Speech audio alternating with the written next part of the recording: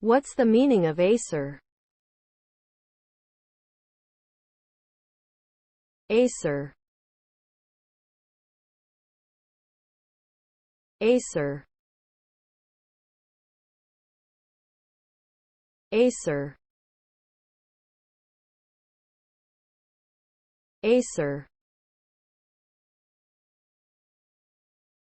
Acer.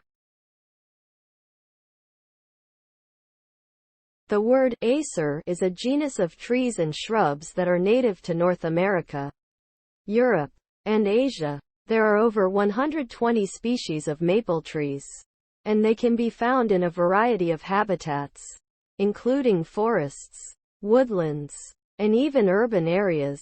Maple trees are known for their beautiful leaves, which can change color in the fall. They are also a valuable source of maple syrup, which is made from the sap of the sugar maple tree. In addition to its natural beauty, the maple tree is also a popular choice for landscaping.